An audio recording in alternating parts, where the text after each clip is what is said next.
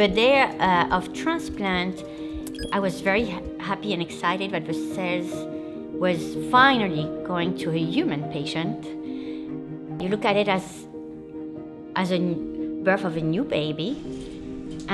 You're excited, but you're stressed. I was scared of, what if it's not working, or what if something wrong is happening? Jordan was a perfect first patient because he was so strong and brave, and he realized that, everything was not perfect, but he was never complaining and always very strong. And so we learned from him and from his mom, Bob, as much as they learned from us. My mom's probably been the biggest help in my life with my disease and everything. She's the one who made me compliant with my pills, and even when I didn't want to take them, they practically shoved them down my throat and made me take them, and that made me realize that I have to take the pills to stay healthy and to be able to do what other kids my age can do. And she's always pushed me to be better, I guess, and she was always there for me. I think as a parent, when you have a sick child, it goes against nature and the circle of life, and you're not supposed to be stronger or outlive your children. And if Jordan is cured, it will set things right, and it will be the way things were meant to be. And I can't wait to see it.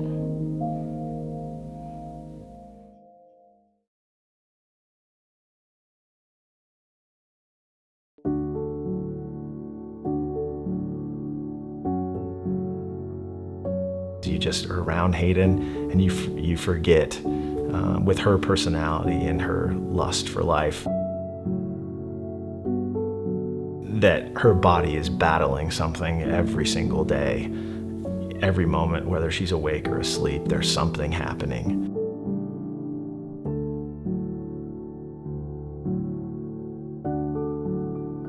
The on-call pediatrician thought to do a kidney panel, and by the next day we were in to see a pediatric nephrologist who was the first person to tell us that he thought it might be cystinosis.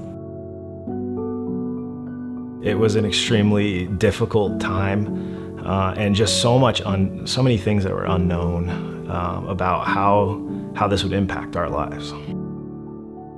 It's probably the toughest news I've ever had to deal with. Cystinosis is a genetic disease. Both Angela and I had to be carriers of it in order for Hayden to get this. And what happens is there's a buildup of the amino acid cysteine in every cell of her body. Because of that amino acid can't leave the cell, it crystallizes and then destroys the cell. So it first usually comes in the form of kidney damage, and that's usually how it's seen, but it affects everything in your body. Over time, it will impact her eyesight, her corneas, her muscles, her thyroid, her pancreas, everything in her body, every organ and every cell can be affected by cystinosis. Nick and I both have an alarm that goes off, multiple alarms that go off every single day that are repeating, 7 days a week. It's very important that we never miss a dose of this medication. And you can't take a break. There's no rest, there's no break when it comes to this, because we're keeping Hayden alive.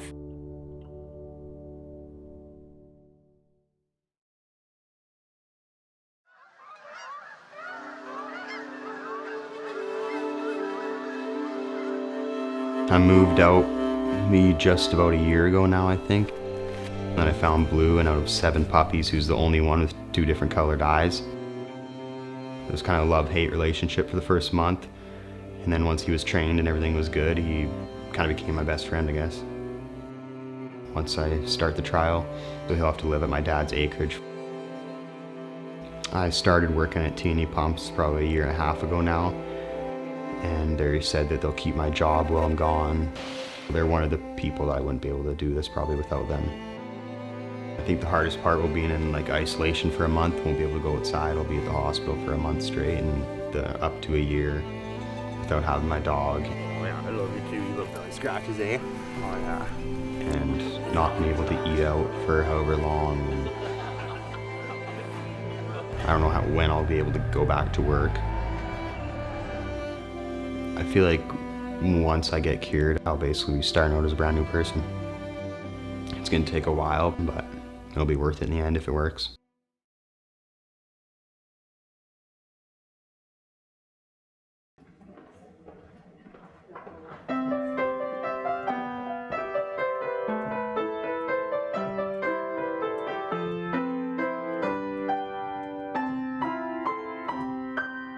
Little kids aren't supposed to worry about, oh, I gotta get my medicine and stuff, and and then needles and stuff. They're just supposed to be kids, just have fun and just enjoy their childhood, Tina has taught us you can endure a lot of hardship and still have courage to get up every day and pursue and keep moving forward.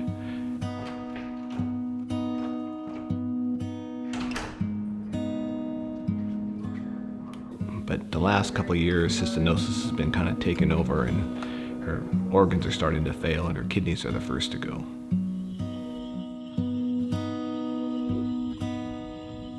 When Tina was diagnosed, she was just like Hayden, and I see that in all the young kids. They have that same path with all the meds, and just each and every day is difficult. There's so many challenges. It seems like when you get over one thing, you're on to another. And then we're totally caught off guard when she had to go in last fall for a transplant, a kidney transplant.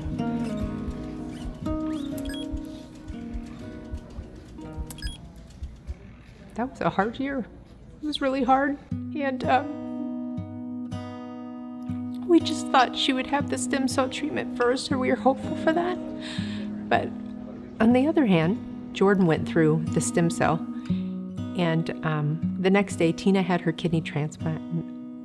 We hoped that she'll be healthy enough someday to be able to experience that, and that Jordan was brave enough to participate in the trial, and that he'll hopefully do really well, and that Tina will have that opportunity. My parents and I had always hoped the cure would come before I needed a transplant, but now that I look back, it's probably better it happened the way it did. And Dr. Shirky, how far she's come is it makes me really happy, and I'm just excited, and I don't have to worry. I just know I'm in good hands. Jordan went through it, and he's doing good so far, and kudos to him for going it through and being the first one, because that's a big step. But he wants it just as much as anybody else, and I hope we can all get cured someday.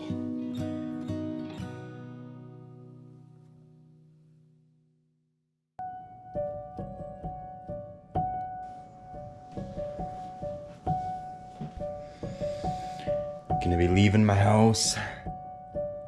Packed all my clothes, packed that bag. Tomorrow, gonna be leaving out this door behind me. Peacing out. I think the most difficult part was the anticipation of what would happen. Should I stop him? Is he going to be worse? Could he die? Choosing to do this, it was a big decision for Jordan. My mom and I have been trying to accomplish my whole life is to not have kidney transplant, to keep me healthy and hopefully get a cure one day, so. It kind of feels a lot like it did 20 years ago, that unknown at diagnosis. It's brought all those feelings back. Anything that you do for the first time is more complicated. But now, I think all my team is more prepared. We know what to expect. So I think that everything will go more smoothly for the other patients. I got admitted to the hospital and I was there for about 3 weeks, and I started the chemotherapy. Such a beautiful day, I love it. Goodness, can't wait to go outside. I'm so excited. I was just getting a bag of fluids for probably a week and a half. And then all of a sudden one day the side effects just hit me. It was just like, boom, I got them. Probably a week after that was when I lost my hair. I looked pretty good bald, so I wasn't too worried about that, so I shaved it, and that was that. I think it was around noon actually when they started doing the actual stem cell transplant. Both my dads were there, my mom and Stephanie Shirky and Nancy came into the room. They started administering the stem cells, and they unthawed, and then they put them in a syringe, and through like IV style, they put them through my veins into my body, and extremely slow because they didn't want to damage the cells. It's a big moment, so like this was like my second life happening right there, so this was like essential. We did the 3 months post-transplantation assessment, and I'm happy to say that Jordan has a level of 1.5 nanomole of alpha-cysteine per milligram of protein. Without cysteamine and before transplant, the level was at 7.8. So after transplant, he has more than 80% of decrease of a cysteine level in his blood. So this is amazing. We cross our finger. Even though things can change, I'm starting to embrace the data, and so far I'm happy. Jordan will come every 6 months for a full evaluation because we want to show safety but also efficacy. We will follow him for 2 years. After, it will be once a year or less often, but for 15 years. I think everybody is aware that this can fail. But I'm like, when you will really decide that you're happy with the data? I think that already after a year post-transplant, if we have stable data, it would be a really great achievement. But I think it's already a good achievement so far. It gives hope, and the family needs hope. Right now, this is what hope looks like. We're in it. And it's a really hard place to be, but it's an exciting place to be. It's a wonderful place to be. And we're holding on. We're gonna get our miracle. I believe it. And I think we're almost there.